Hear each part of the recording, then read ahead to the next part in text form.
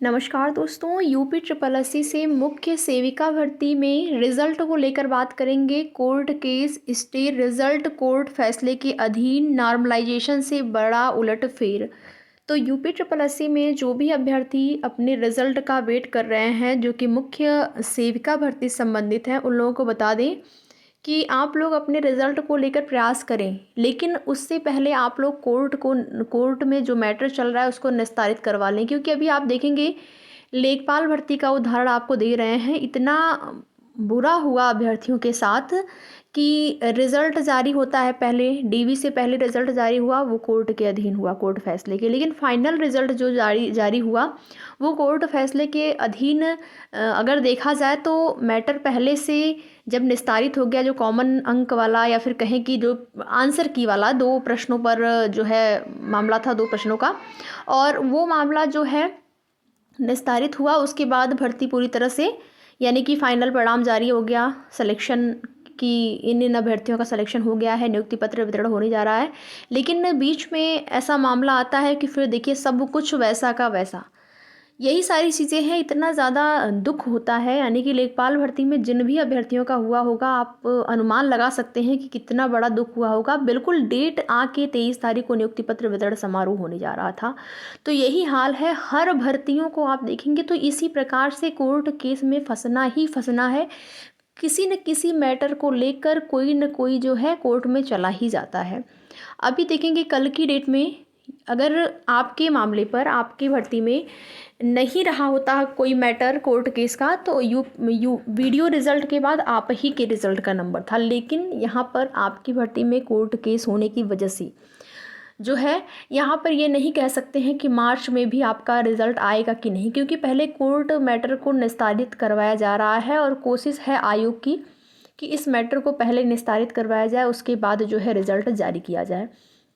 UP triple SC से video result जारी हुआ है। हज़ारों अभ्यर्थी ऐसे हैं जिनका जो कि परेशान है इस चीज़ को लेकर कि नॉर्मलाइजेशन से बहुत ज़्यादा नुकसान हुआ है। देखिए, फ़ायदा के लिए कोई भी अभ्यर्थी ऐसा नहीं बता रहा है। अभी तक जितने भी आप देखेंगे सोशल मीडिया प्लेटफॉर्म के माध्यम से जो अभ्यर्थी अपने राय देते हैं अलग अलग भर्ती को लेकर, क्या कुछ चल रहा है या फिर क्या कुछ हो रहा है, उसमें आप देखेंगे कि जितने भी अभ्यर्थी का चयन हुआ है, कोई ऐसा नहीं कहने वाला है कि हमारा नंबर नॉर्मलाइजेशन से बढ़कर हमारा चयन हुआ है। यानी कि पहले हमारा नंबर कम था आंसर की से, लेकिन नॉर्मलाइजेशन हुआ, हमारा नंबर बढ़ गया और हमारा चयन हो गया डीवी के लिए।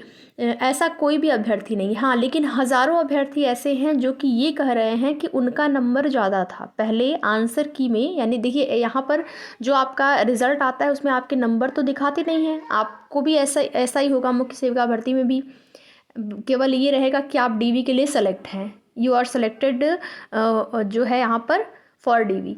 तो आप डीवी के लिए सेलेक्टेड हैं, लेकिन कितने आपके स्कोर हैं, कितने आपके नंबर बने हैं, ये रिज़ल्ट में नहीं होता है। तो बहुत सारे ऐसे अभ्यर्थी हैं जो लगातार ये पूछ रहे हैं, उनका लगातार ये कमेंट आ रहा है कि हमारे नंबर ज़्यादा थे। 202 जो पॉइंट में कुछ गया हुआ है अनरिजर्व कैटेगरी का, 208, 210, 211 तक बता रहे हैं कि हमारे इतने आंसर के से नंबर बन रहे थे, लेकिन हमारा नहीं हो पाया चयन। यानी कि नॉर्मलाइजेशन से उन सभी अभ्यर्थियों के नंबर घट गए हैं। और देखिए, तमाम तरह की चीज़ें हैं, कुछ भी हो सकता है। कुछ अभ्यर्थी ये भी कह रहे हैं कि हो सकता है धांधली हुई हो। हाँ, ज़्यादा नंबर हमारा था लेकिन नहीं चयन हुआ, तो धांधली भी हो सकती है।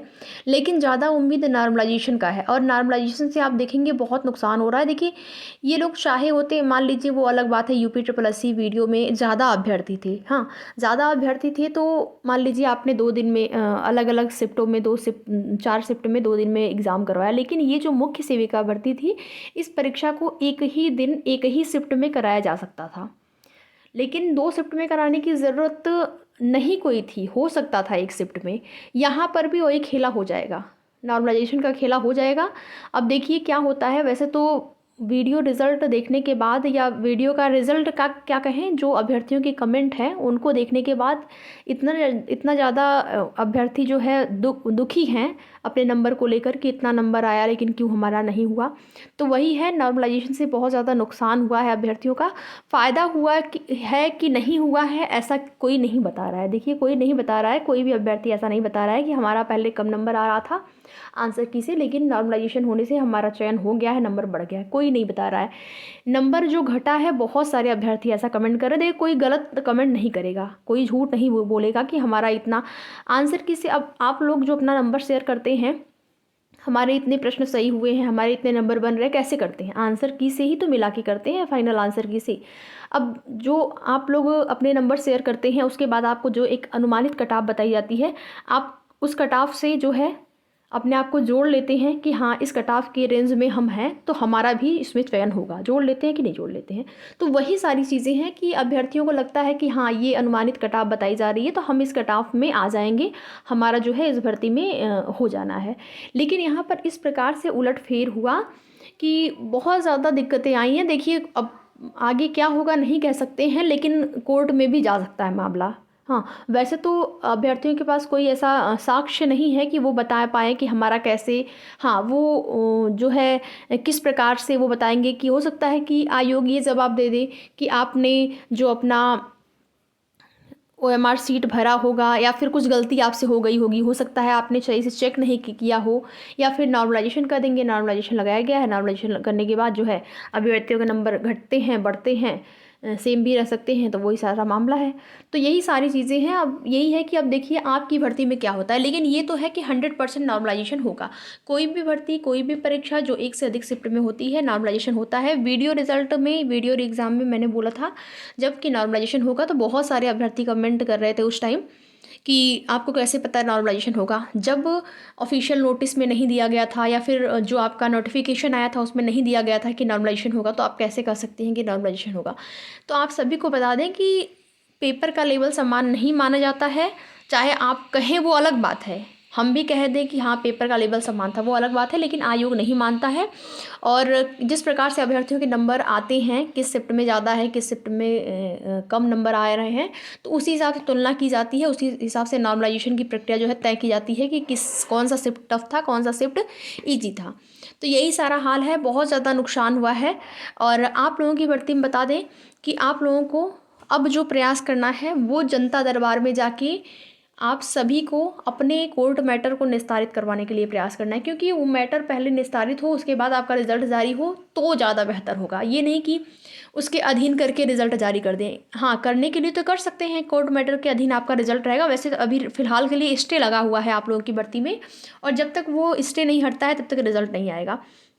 लेकिन हो सकता है कि आयोग जवाब लगा दें कि हाँ रिजल्ट जारी कर लेते हैं हम, बाद में जो भी फैसला आएगा, जो भी डिसीजन आएगा, ये भर्ती जो है उस मैटर के या उस ऑर्डर के अधीन रहेगी।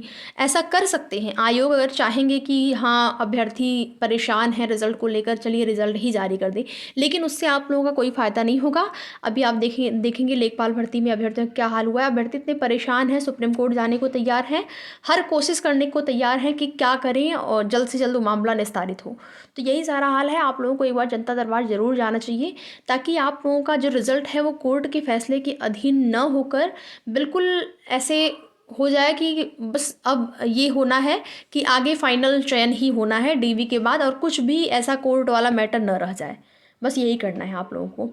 और देखेंगे अभी तो यही नहीं डिसाइड हो पाया है कि तीनों ईयर वाले अभ्यर्थी ही एलिजिबल हैं या फिर केवल 2 ईयर वाले BSc वाले भी हैं या फिर केवल BA वाले, ये भी अभी तक क्लियर नहीं हो पाया है। तो यही सारा हाल है। नोटिफिकेशन अगर ये लोग क्लियर कर दे दिए होते तो ये सारी चीज़ें क्लियर हो जाती पहले से, कम ये मैटर नहीं रहता कि हाँ कोर्ट में जा सकता है। तो प्रयास करते रहिए आप लोग। बाकी आगे की जो भी अपडेट होगी आप सभी को सूचना दी जाएगी। वीडियो में लास्ट तक बने रहने के लिए आप सभी का बहुत बहुत धन्यवाद।